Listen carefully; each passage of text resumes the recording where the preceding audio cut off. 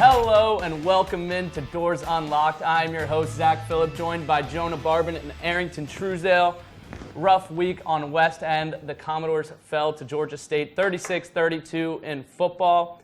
I'm going to begin the show with a series of texts from my mom. 9:16 p.m. Saturday night. Vanderbilt is driving, about to score their second touchdown in a row, and then the two-point conversion to take the three-point lead over Georgia State with just a minute left. My mom texts me, "This just got interesting. Mom, you were so correct. I was so excited. Thought we were winning this game, improving to 3-0. But the next text says it all. Oh, wow. Go have a beer on me. That's rough."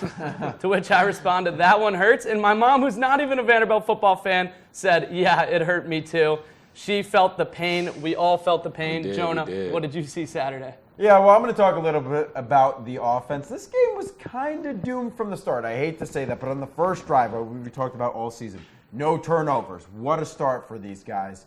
Bad fumble there on the first possession. Kind of had the team playing from behind. This kind of narrative about when is the run-pass option, when is the RPO going to wear out, right? When is this kind of read option going to wear out? I think that the defense with 2 games of film on Pavia had certainly caught up, and in this kind of more Tim Beck run-heavy offense, the offense was getting stagnant. The time the offense looked best, and I'll quickly go to, I was watching Sunday Night Football the other night, Bears-Texans, and Chris Collinsworth said on the final drive, you're going to see a better version, a more improv version of Caleb Williams on this last drive because it's not scripted. You're going to get him to move around like he was in college, and he's really going to get to run this offense in a 2-minute drill. You didn't. He was missing throws everywhere. But that's what you get of Diego Pavia in these 2-minute drills when Vanderbilt needs to score.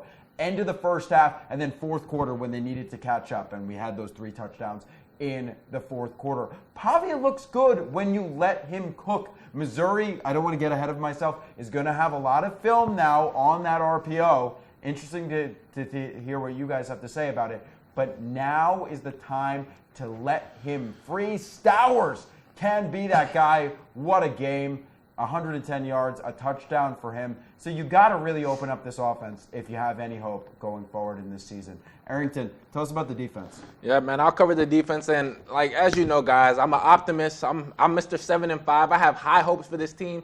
And things haven't changed quite yet, but I might have to slow our roll just a little bit because of what I saw from the defense on Saturday was a little bit concerning. But first of all, let me address that Georgia State actually had some standout performances. Guys like Christian Veyer, he was 26 for 41, 269 yards, 3 touchdowns. He was out there playing like Josh Allen. And there's some times where good offense is going to be bad defense, and that's just what happened. Then we go to Ted Hurst, the second coming of Megatron all of a sudden. Caught 7 passes for 128 yards and 2 touchdowns, including the game-winning score. And it's not like he was going against a scrub either. He had Kobe Taylor on him, who is I would say probably our premier corner, lockdown, 6'3" guy. He's fast, physical, and he kind of took it to Kobe Taylor, gave him a rough night. So that was a scary sight to see, especially with Missouri coming up. We'll get more into that breakdown later, but we're going to have to come back to that. Freddie Brock, Georgia State's running back, he had 15 carries for 96 yards, and Georgia State kind of running up and down the field on us is another scary sight because SEC play is coming, and it's coming fast. You're going to see more physical O-linemen, more talented running backs, more cohesive offensive units, and we want to be able to control the line of scrimmage and be able to hold them there. And when we saw it on Saturday when we allow teams to run up and down the field on us, that opens us up to kind of some weaknesses in the passing game. So that's another thing that's kind of scary.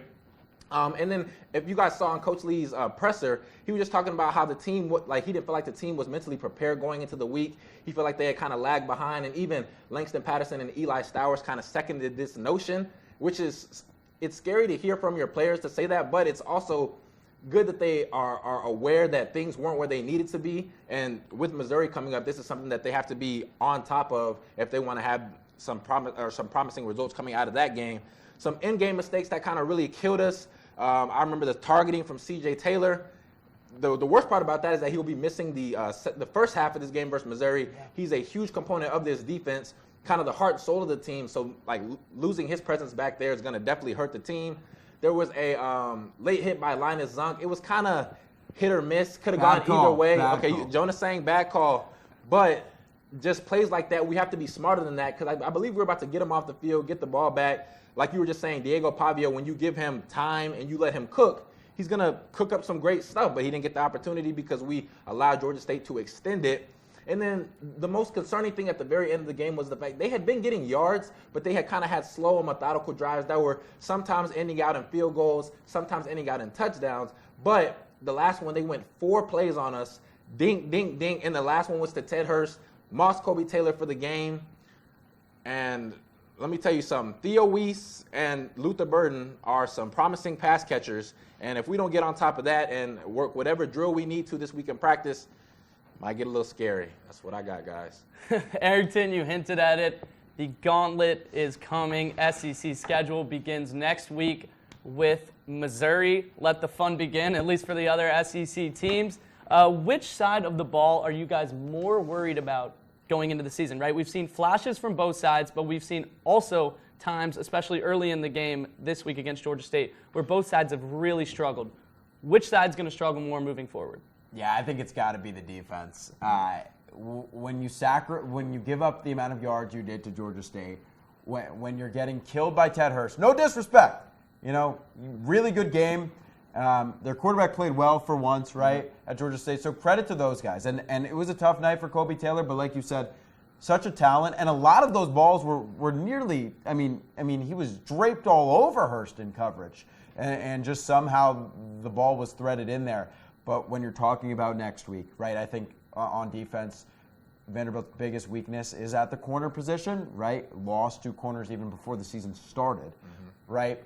And you're going against probably the best receiving corps in the nation in Luther Burden and Theo Weiss. Best offense, really. Yeah. Air raid, they can kill you in whatever way you give it to him. Brady Cook, he's mobile too. He got his knee brace off, so he's back being versatile. He can air it out. He can run it.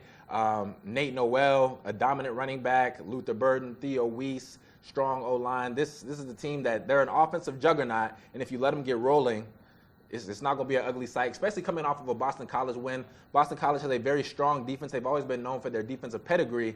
And although Boston College did get up to a pretty strong lead, Missouri was able to kind of fight their way back, and then that momentum is definitely going to carry over this game. Missing guys like C.J. Taylor, you're kind of playing around with different personalities, now meshing on defense, and you don't know how everyone's going to interact now that you have different guys working with different guys. So it's going to be something that we're going to have to just evaluate as the game goes on. I'm a little bit nervous about the defense, but also these are my guys, so I trust them. I know they're going to get things handled, and, hey, I'm still going to give them the dub. All right. As the great Jonah Barbin said a year ago when Vanderbilt was playing Missouri, Luther Burden is going to be a burden. He is an absolute monster, potentially the #1 pick in the draft. So we'll see if the secondary, which we've worried about at times and was clearly vulnerable in that Georgia State game, we'll see if they can hold up. Moving on to a tweet. Hack Squad Jim Duggan said, "For those who have been checking on me, I am hurt, but I ain't dead. Season ticks for MBB in 2L have been acquired. Let's go dancing at VU_Coach B." Hack Squad Jim Duggan is already moving on to basketball season. Errington, is it Jimmy. time to move on? These are fake fans. See, these are guys we cannot have in this system, in this culture, and in this atmosphere, because this is a new age of Vandy, and I'm still on the new Vandy wave. Hey, it's okay. A bump in the road, those happen. Hey, no one said we were going to be perfect, but we're going to put our best foot forward this week. Missouri's coming to town. When we beat Missouri, I don't want Hack Squad Jim Duggan. I don't want him going back on his word, because I might send out a personal tweet from a burner account. I might have to let him know, hey, stay in 2L, because, hey, when Vandy goes to that bowl game, I don't want to see him in the stands.